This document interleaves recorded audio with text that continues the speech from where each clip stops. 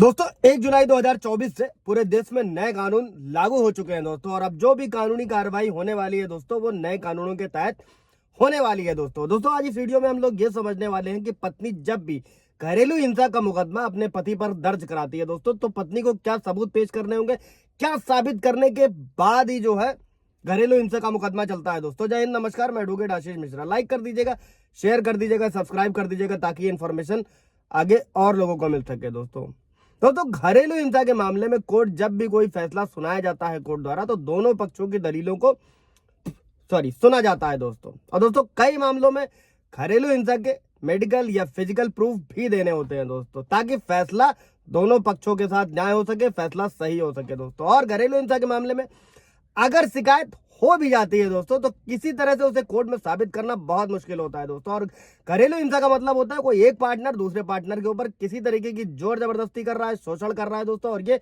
महिलाओं की सिक्योरिटी के लिए बनाया गया है दोस्तों। और रिलेशनशिप में किसी तरीके का कंट्रोल करना, परेशान करना, अब्यूज करना, ये सभी घरेलू हिंसा में आता है दोस्तों। और ये मानवाधिकारों के भी खिलाफ होता है दोस्तों किसी भी विक्टिम की मानसिक और शारीरिक सेहत पर इसका असर पड़ता है। और घरेलू हिंसा का दोस्तों साधारण शब्दों में सीधा सीधा मतलब ये होता है दोस्तों कि महिला को घर के एक छत के नीचे परेशान किया जाना दोस्तों। और घरेलू हिंसा और जो भी परिवार के किसी और सदस्य द्वारा भी की जा सकती है, सिर्फ ऐसा नहीं है कि पति ही घरेलू हिंसा करता है।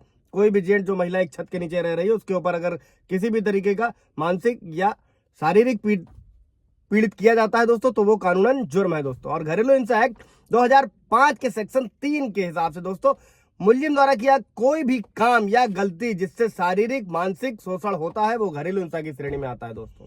और इसमें दोस्तों धमकी देना या गलत तरीके से व्यवहार करना भी शामिल होता है दोस्तों। अभी ये समझते हैं दोस्तों कि घरेलू हिंसा कितने तरीके की होती है दोस्तों।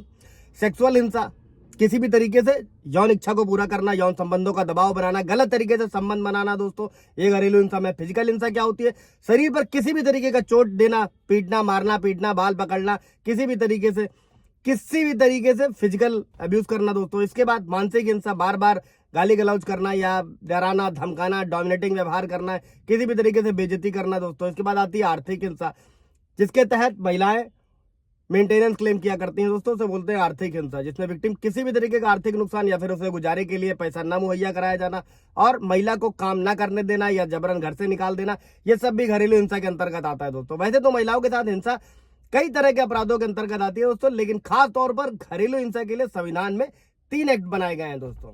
और उनमें से घरेलू हिंसा एक्ट 2005 शादीशुदा महिलाओं की सुरक्षा के लिए सबसे बेहतर यही एक्ट है दोस्तों। और इसमें साफ तौर पर 4 तरीके की घरेलू हिंसा का विवरण है दोस्तों, जिससे कई मामलों में इस्तेमाल किया जाता है। और इसके तहत महिलाओं को न सिर्फ पति बल्कि परिवार के अन्य सदस्यों से भी सुरक्षा मिलती है दोस्तों। और इस एक्ट में सिर्फ शादीशुदा महिलाएं शामिल नहीं होती दोस्तों, इस चीज को और समझ लीजिएगा, बल्कि कुंवारी लड़कियां लिव इन पार्टनर में जो रह रही हैं, वो भी घरेलू हिंसा के तहत शिकायत दर्ज करा सकती हैं दोस्तों। और दहेज निषेध अधिनियम 1961 दहेज के नाम पर यह बनाया गया था, महिलाओं को प्रताड़ित करने का, महिलाओं को दहेज के लिए अगर प्रताड़ित किया जाता है तो उससे बचाने के लिए एक्ट बनाया गया था दोस्तों, दहेज निषेध अधिनियम।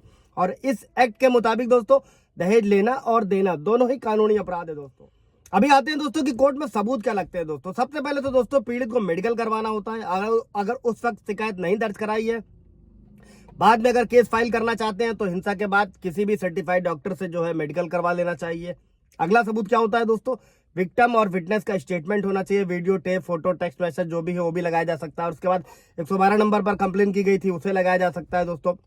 और अगर कोई भी जो विक्टिम है उसके शरीर की चोट पड़ोसी या परिवार वालों से भी कोर्ट में सबूत के तौर पर दिखाया जा सकता है दोस्तों। और कोर्ट में सबूत जो होता है दोस्तों वो दोनों ही पार्टियों से मांगा जाता है, ताकि केस में कोई भी झूठा आरोप ना लगाया जा सके दोस्तों।